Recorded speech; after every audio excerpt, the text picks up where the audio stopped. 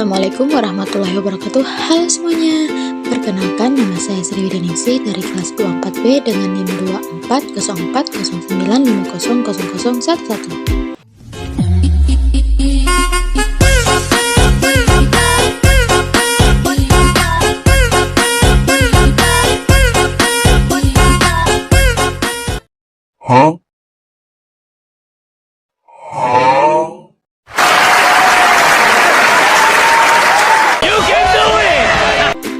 Dari Fakultas Ilmu Pendidikan, Prodi Pendidikan Guru, Pendidikan Anak Usia Dini, Universitas Negeri Makassar.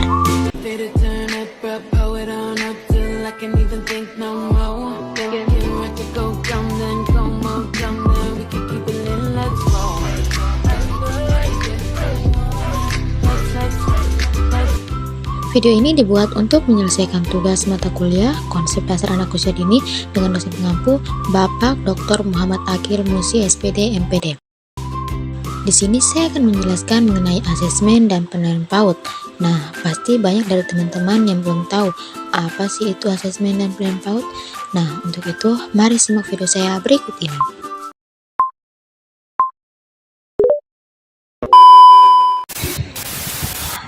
Asesmen dan penilaian dalam pendidikan anak usia dini merupakan proses penting untuk memahami kebutuhan dan perkembangan anak. Asesmen dalam konteks PAUD adalah proses pengumpulan informasi tentang perkembangan anak melalui berbagai metode seperti informasi, portofolio, dan penugasan. Asesmen bertujuan untuk memenuhi sejauh mana anak mencapai perkembangan yang diharapkan. Sedangkan penilaian adalah proses evaluasi hasil asesmen yang dilakukan untuk menentukan tingkat pencapaian anak berdasarkan indikator perkembangan tertentu.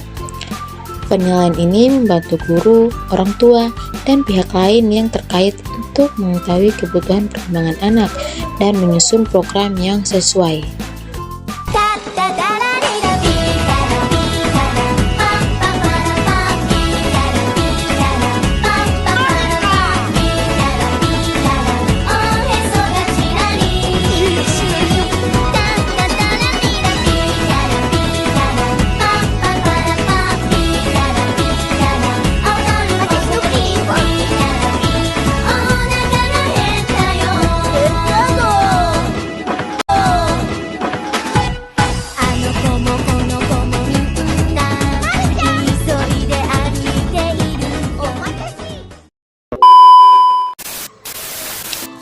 Adapun tujuan dari asesmen dan penilaian di PAUD.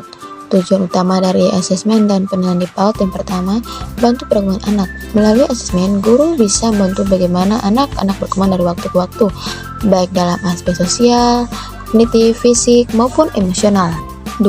Menyelesaikan rencana pembelajaran. Penilaian membantu guru untuk menyelesaikan pendekatan dan metode pembelajaran sesuai dengan kebutuhan individu anak. 3. Memberikan umpan balik untuk orang tua. Penilaian memungkinkan guru untuk memberikan informasi yang jelas kepada orang tua mengenai perkembangan anak mereka. Dan yang keempat, mengidentifikasi kebutuhan khusus. Anak yang memiliki kebutuhan khusus, pendidikan khusus dapat diidentifikasi lebih awal melalui asesmen sehingga intervensi dapat dilakukan sejak dini.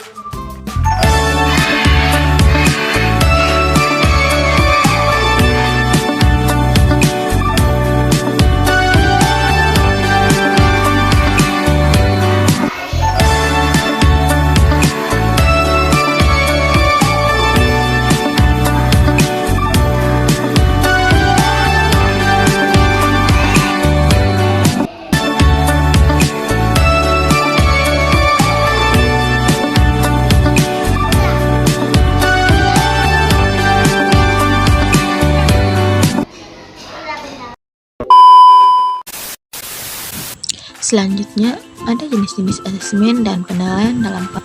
Ada beberapa metode penilaian yang bisa digunakan dalam konteks PAUD. Yang pertama, observasi. Observasi adalah metode asesmen yang paling umum digunakan di PAUD.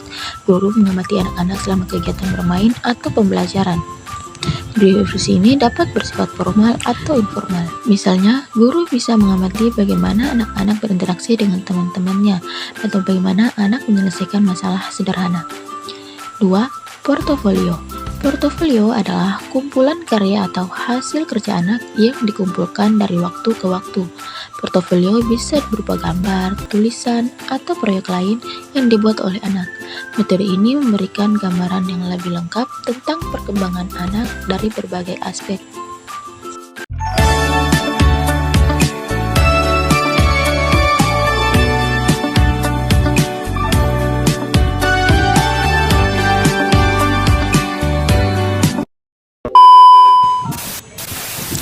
Tiga, penilaian kinerja atau performance assessment, mengukur kemampuan anak dalam melakukan tugas-tugas tertentu yang mencerminkan perkembangan keterampilannya.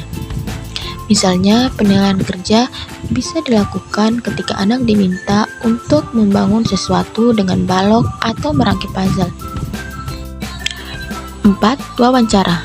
Wawancara dengan anak atau orang tua juga bisa menjadi metode penilaian.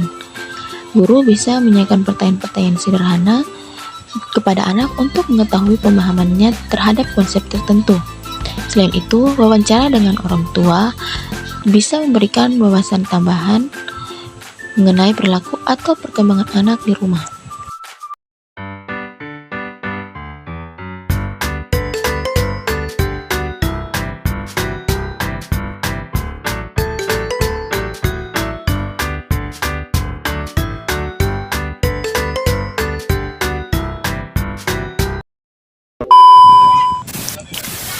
Lima, atau yang terakhir, penilaian otentik. Penilaian otentik melibatkan anak dalam tugas-tugas yang bermakna dan relevan dalam kehidupan sehari-hari mereka.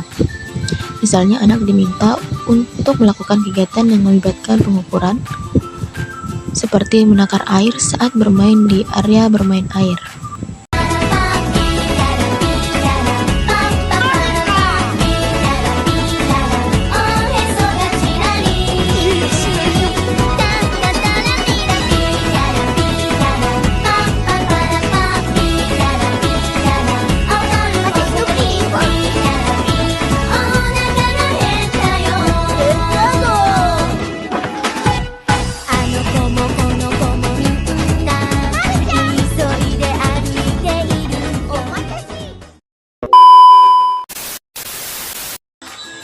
Kemudian ada prinsip-prinsip asesmen dan penilaian yang baik di PAUD. Agar asesmen dan penilaian di PAUD efektif, ada beberapa prinsip yang harus diperhatikan.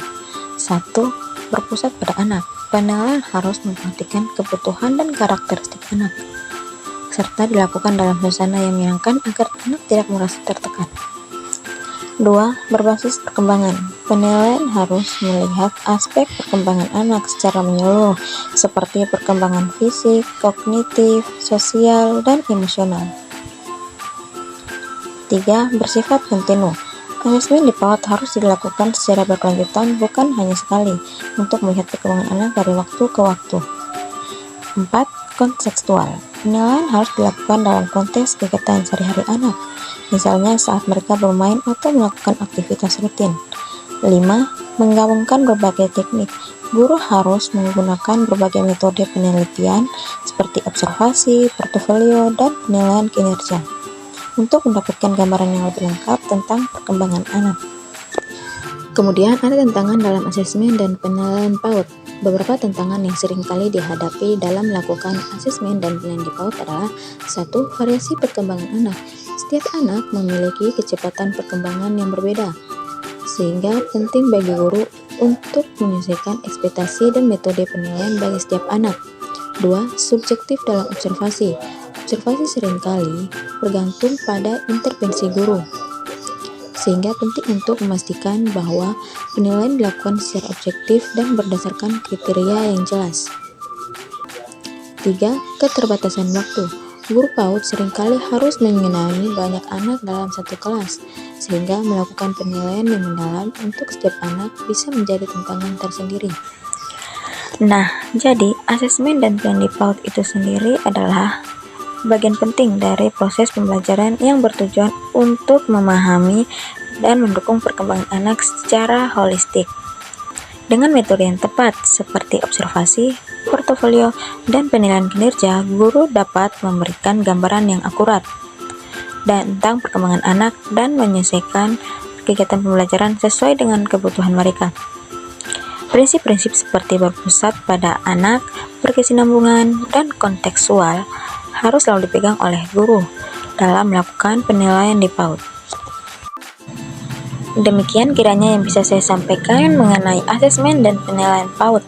Kurang dan lebihnya saya mohon maaf jika ada salah kata yang terucap. Wabillahi taufiq wal hidayah. Wassalamualaikum warahmatullahi wabarakatuh.